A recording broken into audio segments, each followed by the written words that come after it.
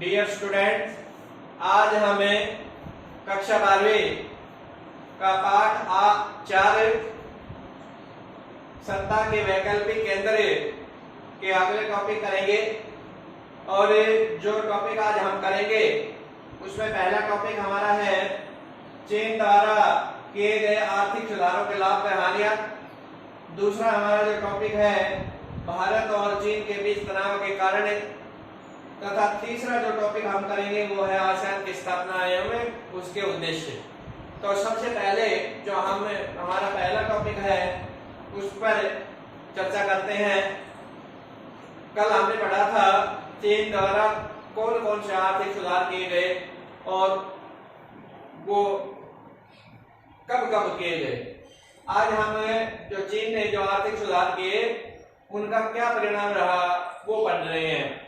चीन द्वारा आर्थिक सुधार किए जाने के बाद चीन एक आर्थिक महाशक्ति के रूप में उभरा और चीन से प्रेरणा लेते हुए जापान, इटली तथा रूस और अमेरिका आदि देशों ने भी चीन से संबंध स्थापित करने की कोशिश की। तो चीन को अपने आर्थिक सुधारों से क्या क्या लाभ हुआ, पहले हम उस पर चर्चा करते हैं। और सबसे पहला लाभ है वो है आर्थिक वृद्धि। चीन की आर्थिक वृद्धि लगातार आगे होती चली गई, अर्थात चीन आर्थिक रूप से एक सुदृढ़ देश बन गया। दूसरा जो हमारा लाभ है, चीन द्वारा किए गए आर्थिक सुधारों से चीन के व्यापार में भारी मात्रा में वृद्धि हुई और उसका व्यापार काफी मात्रा में बढ़ गया। तीसरा जो हमारा लाभ है वो है चीन द्वारा किए गए आर्थिक सुधारों के कारण चीन की कृषि उत्पादन में अत्यधिक मात्रा में वृद्धि हुई और चीन अपने कृषि उत्पादनों का निर्यात अत्यधिक मात्रा में करने लगा। चौथा जो हमारा लाभ है, चीन द्वारा किए गए आर्थिक सुधारों से चीन के जो ग्रामीण उद्योग थे उनका विकास हुआ और ग्रामीण स्तर पर भी अनेक उद्योगों की स्थापना की गई। पांचवा जो हमारा लाभ है वो है इस चीन द्वारा किए गए आर्थिक सुधारों से चीन में विदेशी पूंजी निवेश की मात्रा को बढ़ावा मिला, अर्थात चीन में बड़ी मात्रा में पूंजी निवेश किया गया। तो इस प्रकार से चीन में किए गए आर्थिक सुधारों से लाभ हुआ। अब जो चीन में आर्थिक सुधार किए गए उनसे क्या विपरीत प्रभाव पड़े या क्या अवगुण थे उनके या क्या हानियां हुई, हम उस पर चर्चा करते हैं। सबसे पहला जो इसका अवगुण था या हानि थी वह यह थी कि चीन द्वारा किए गए आर्थिक सुधार चीन के प्रत्येक व्यक्ति तक नहीं पहुंच पाए। दूसरा, चीन द्वारा किए गए आर्थिक सुधारों के कारण चीन के बड़ी मात्रा में युवा बेरोजगार हो गए और लगभग 10 करोड़ से अधिक की संख्या में लोग बेरोजगार हो गए।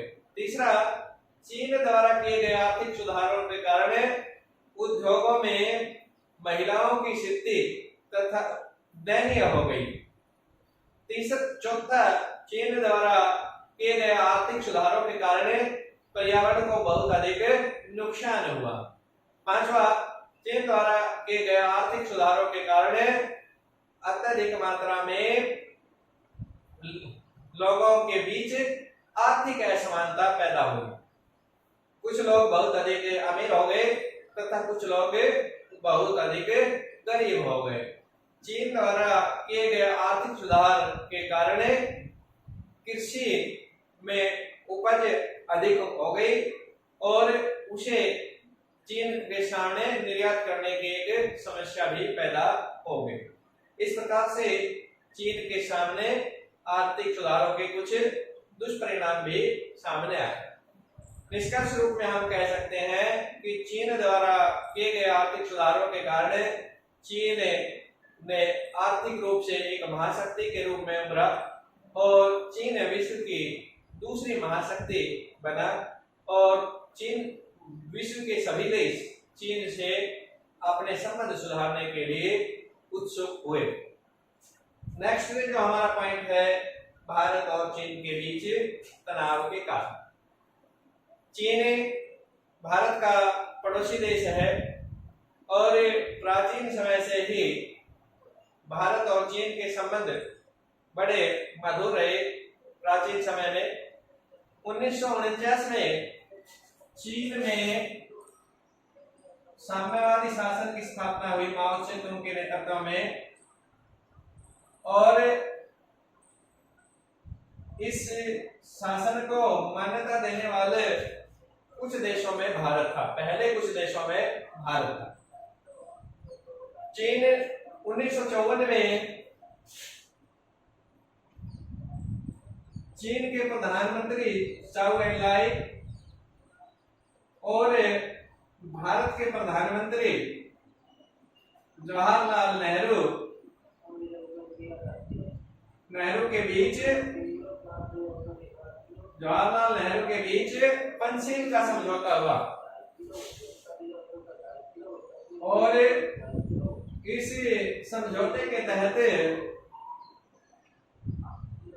यह कहा गया कि हिंदी और चीनी भाई भाई हैं, अर्थात हिंदुस्तान और चीन के लोग आपस में भाई हैं, उनके बीच भाईचारे की भावना है, सुदृढ़ संबंध है।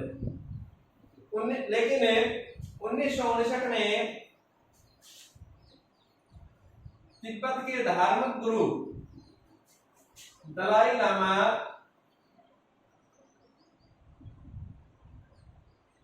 लामा को भारत में राजनीतिक शरण दी गई,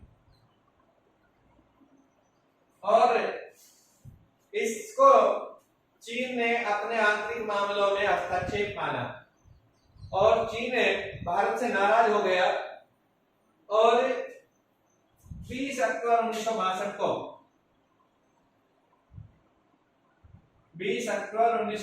को चीन ने भारत पर आक्रमण कर दिया।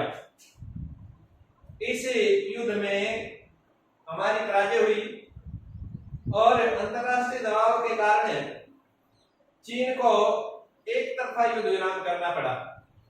लेकिन चीन ने भारत के हजारों मील क्षेत्र पर कब्जा कर लिया। इसके बाद भारत और चीन के संबंध बिगड़ते चले गए, और 1965 के भारत और पाकिस्तान युद्ध में 1965 के भारत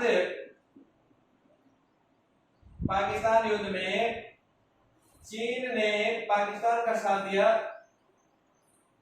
और पाकिस्तान को अत्यधिक मात्रा में हथियार उपलब्ध कराए, और चीन ने भारत को युद्ध में शामिल होने की भी धमकी दी। इससे भारत और चीन के संबंध खराब हो। तीसरा, 1971 के भारत पाकिस्तान युद्ध में भी चीन ने पाकिस्तान का साथ दिया, और पाकिस्तान को अत्यधिक मात्रा में हथियार उपलब्ध कराए। इससे भी भारत और चीन के संबंध खराब हुए। भारत और चीन के बीच सीमा विवाद है, और इस सीमा विवाद के कारण भारत और चीन के संबंध आपस में कटुतापूर्ण है या खराब हो रहे हैं। अभी वर्तमान में चीन द्वारा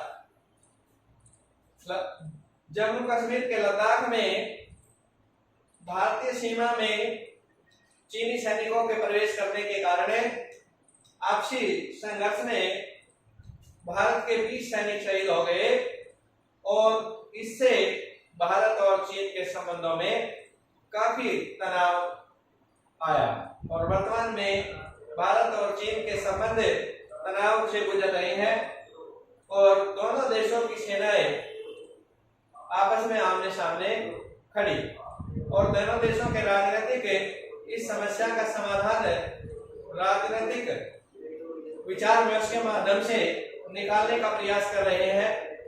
तो इस प्रकार से भारत और चीन के संबंध तनावपूर्ण हो गए हैं। फिर दोबारा मैं इसको एक बार रिपीट कर देता हूं कि वो कौन से कारण हैं जिससे भारत और चीन के संबंध तनावपूर्ण हुए हैं। सबसे पहला कारण है 1959 में भारत ने तिब्बत के धार्मिक गुरु दलाई लामा को राजनीतिक शरण दी और इसे चीन ने अपने आंतरिक मामलों में हस्तक्षेप माना। इससे भारत और चीन के संबंध खराब हुए। 20 अक्टूबर 1962 को चीन ने भारत पर आक्रमण कर दिया और भारत और चीन का युद्ध हुआ। इस युद्ध में भारत की हार हुई और चीन ने एक तरफा युद्ध विराम की घोषणा की और भारत के हजारों मील क्षेत्र पर कब्जा कर लिया। इससे भारत और चीन के संबंध खराब हुए। तीसरा, 1965 में भारत और पाकिस्तान का युद्ध हुआ और इस युद्ध में चीन ने पाकिस्तान का साथ दिया और पाकिस्तान को हथियार उपलब्ध कराए। इस युद्ध में चीन ने भारत को धमकी भी दी कि वह युद्ध में शामिल हो जाएगा पाकिस्तान के साथ। तो इससे भारत और चीन के संबंध खराब हुए। 1971 में चौथा, भारत और पाकिस्तान का युद्ध हुआ और इस युद्ध में भी चीन ने पाकिस्तान का साथ दिया और अत्यधिक मात्रा में हथियार उपलब्ध कराए। इससे भी भारत और चीन के संबंध खराब हुए। पांचवा, भारत और चीन के बीच सीमा विवाद है और इस सीमा विवाद के कारण समय समय पर आपस में विवाद उत्पन्न होता रहता है। छठा, वर्तमान में श्रीनगर में लद्दाख में भारत और चीन की सेनाओं के बीच संघर्ष हुआ और उस संघर्ष में भारत के 20 जवान शहीद हो गए, जिसके कारण भारत और चीन के संबंध बहुत ही तनावपूर्ण हो गए हैं। अब हम जो हमारा लास्ट टॉपिक है वो है आसियान की स्थापना एवं उद्देश्य। हम उसको करते हैं और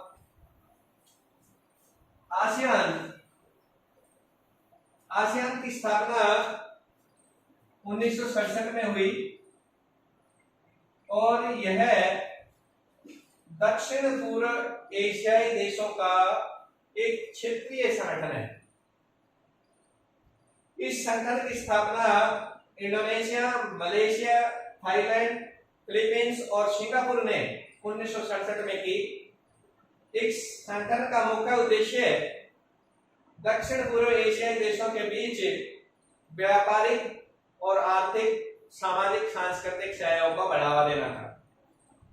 इस संगठन में वर्तमान में कुल 10 देश हैं और वो 10 देश हैं Indonesia, Malaysia, Thailand, Philippines, Singapore, Brunei, Cambodia, Laos, Vietnam और म्यांमार। ये इसके सदस्य देश हैं। अब इस संगठन की स्थापना के उद्देश्य क्या है उन पर हम चर्चा करते हैं। कोई भी संगठन जब स्थापित किया जाता है तो वह किसी विशिष्ट उद्देश्य की प्राप्ति के लिए किया जाता है और आसियान की स्थापना के क्या उद्देश्य हैं वो हम अब बारी बारी से चर्चा करें। सबसे पहला जो उद्देश्य था वो आसियान की स्थापना का मुख्य उद्देश्य था सदस्य देशों के बीच आर्थिक सहयोग को बढ़ावा देना। दूसरा जो उद्देश्य था सदस्य देशों के बीच व्यापारिक तथा सामाजिक सहयोग को बढ़ावा देना। तीसरा सदस्य देशों के बीच पर्यटन तथा संचार को बढ़ावा देना। सदस्य देशों के बीच आपसी आर्थिक सहायता को बढ़ावा देना। पांचवा आपातकाल या प्राकृतिक समस्याओं या विपदाओं के समय दक्षिण पूर्वी देशों के बीच आपसी सहयोग या सहायता को बढ़ावा देना। छठा, जो आसियान के सदस्य हैं उनके व्यापार को सुदृढ़ करना तथा आपस में अपने देशों के बीच व्यापार करना। अगला, आसियान के सदस्य देशों के बीच तकनीक एवं विज्ञान को बढ़ावा देना। और इस प्रकार से हमने आसियान के उद्देश्य स्पष्ट किए। ये टॉपिक हमारा पूरा होता है। प्यारे बच्चों, आज के टॉपिक्स हमारे कंप्लीट होते हैं और इसी के साथ ये लेसन भी समाप्त होता है। और मैं आशा करता हूँ कि यह वीडियो आपको पसंद आया होगा। और आपको अगर वीडियो पसंद आया है तो आप वीडियो को अवश्य ही लाइक करें और चैनल को सब्सक्राइब करें।